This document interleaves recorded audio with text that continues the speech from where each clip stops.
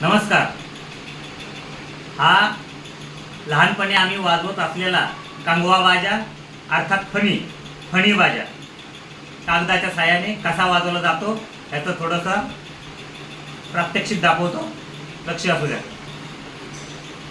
आवाज अशा प्रकारे येतो.